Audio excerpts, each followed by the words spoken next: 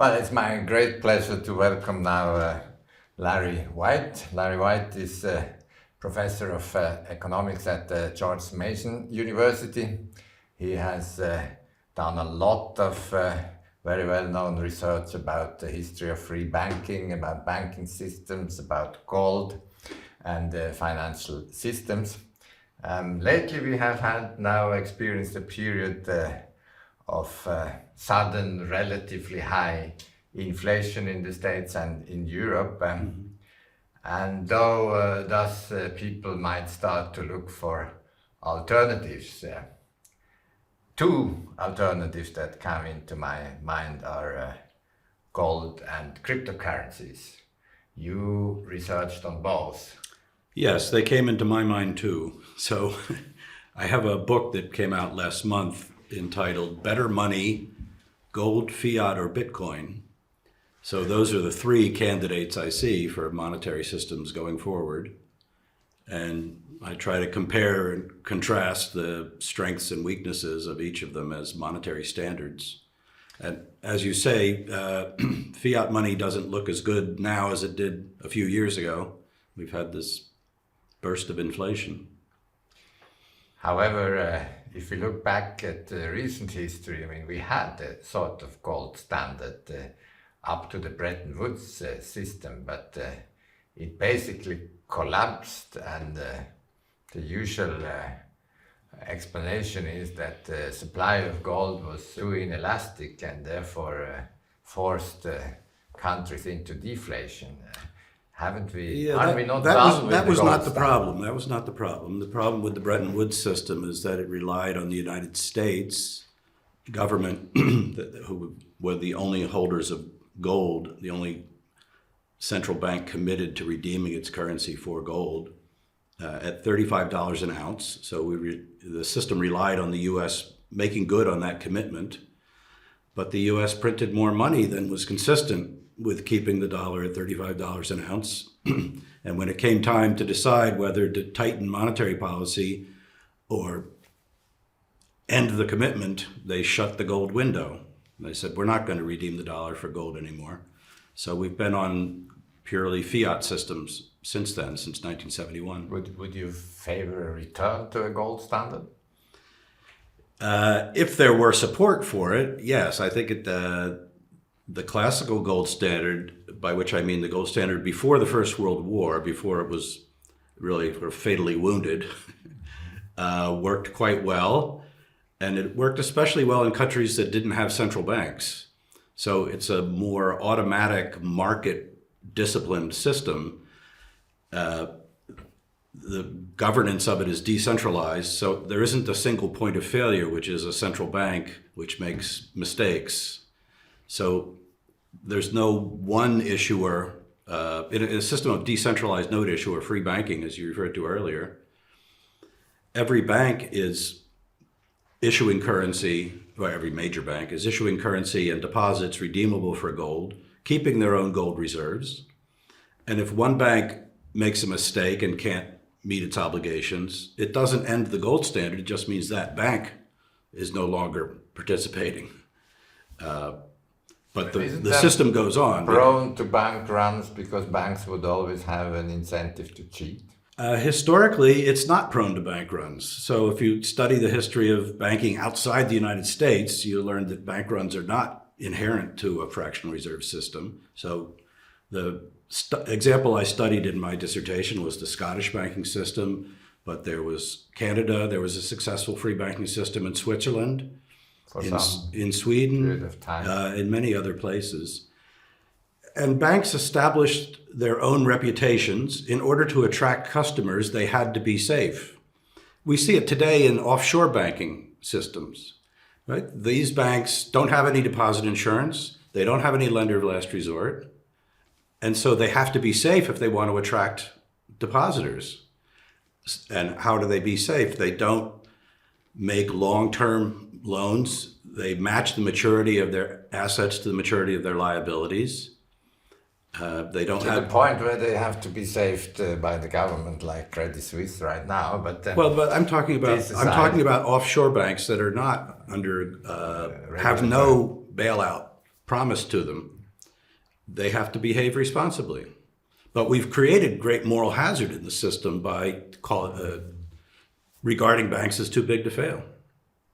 Now, if one would return to sort of a gold standard, having central banks, Yes. given historic experience that actually, yes, Bretton Woods failed, wouldn't that be losing credibility, because you have always to feel that the central bank will say, well, unfortunately, now we have to It is a problem. A central bank is a single point of failure. And if they decide to suspend the gold standard, that's it. That's the end of it. And there is always political pressure on central banks, since they're the creature of the fiscal state, to print money, more money that is consistent with redeeming at the established parity. And so they do prove fragile. That's why I think a decentralized system is much more robust. So from your point of view, then, Hayek was right in promoting free banking and denationalization of money. Yes. Some of the details I differ on Hayek about. That is, he made a particular forecast about what kind of institutions to expect. And in fact, they were not backed by gold. He predicted private issuers issuing their own brands of money that were simply backed by the promise to keep their purchasing power stable. But we don't have any historical experience with a system like that, so it's hard to be reassured that it would actually work that way. If one doesn't trust fiat currencies, one could buy gold. Yes, so today... Which has been, however, quite a volatile investment. Well, when gold is demonetized, it becomes a speculative asset. And so that's the behavior of gold today. And it's the behavior of Bitcoin today. But if you want to think about gold as a potential monetary standard, or Bitcoin as a monetary standard, you have to think about them where the demand is mostly for transactions and not by speculators. So we shouldn't judge the gold standard by the behavior of gold today when gold is demonetized. You should look at the history of the classical gold standard. And there you wouldn't see a deflationary development? Over time, the price level was pretty much flat. There were periods in which there was slight deflationary pressure, but that was actually a sign of good events, because it meant that the output of goods and services was growing faster than the world output of gold. So deflation was not associated with depression under the gold standard. It was associated with rapidly growing output. Isn't the supply of gold too inelastic? It's not completely inelastic. In the long run, it's actually fairly elastic. So if you look at the history of the 19th century, when real growth of output was about 2%, the growth of gold was about 2%. When output started growing faster, gold started growing faster, because the growth of demand for money raised the purchasing power of gold. That stimulated more gold mining and more prospecting. And with a lag, not immediately, but with a lag, with a 10-year lead, the output of gold responds to the increased demand, and that stabilizes the purchasing power of gold. So there wasn't a chronic deflation. There were episodes of deflation and episodes of mild inflation, but by fiat money standards, inflation or deflation of 1% is not a big deal. Does the supply of gold and the gold standard, or the kind of, if you use gold as a currency, monetarized gold, would be more elastic than, say, Bitcoin? Absolutely. So Bitcoin is completely inelastic. And this makes it difficult for Bitcoin to play the role that its founders envisioned, which was serving as a universal medium of exchange. Because the supply is inelastic, the price is very volatile. Any change in demand is reflected fully in the price. And so it's not in anybody's own interest to hold their rent money in Bitcoin. Bitcoin can fall 7% in a day, and then you can't meet your rent payment. Interestingly, however, if you look, for example, at Latin America or so, in places where money really has no value, at least the national money. Rapidly falling value. Say 100% inflation in Argentina or so. Yeah. The discussion is usually not about gold or Bitcoin, but about dollarization. How come? That's right. So What you want in a medium of exchange is stability of purchasing power, what most people want, low volatility of purchasing power, but also a large transaction network. And so it's no use for somebody in Venezuela to accumulate gold. They can't make many payments with gold. Nobody else is using gold. But lots of people are using dollars. So the network is effective. The network effect is very strong, yeah. And so among the viable options, the dollar is the most popular. And from that, if you look into the future, usually one expects the future to be digital. Yes. Will it be dollar stable coins, or what do you expect? So any of these standards can be digital. Of course, Bitcoin is natively digital, but gold is being digitized now. You can buy blockchain recorded claims to gold, and they're transferable on exchanges the way any cryptocurrency is or any stable coin is. As long as the dollar maintains its value, if we return to 2% inflation, then I think the dollar has a pretty secure future.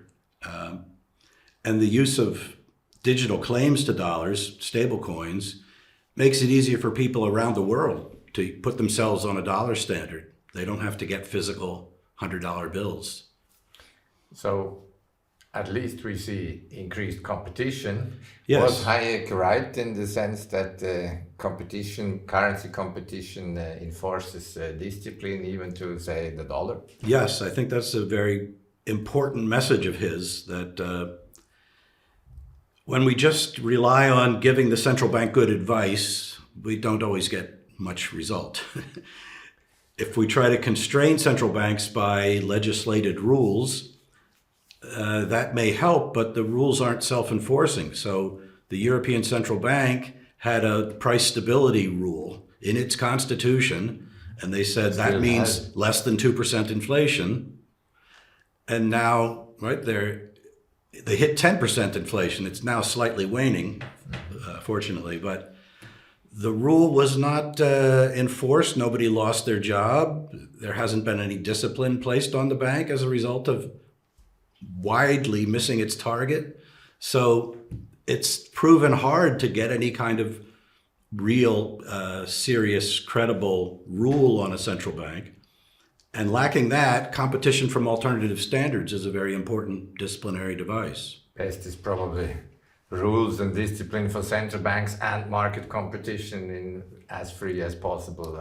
Absolutely. So people should be free to, hold gold, hold foreign currencies, hold cryptocurrencies. And that will, we hope, embarrass central banks who can't meet their inflation targets. Larry, on this positive note, thanks a lot for this interesting discussion.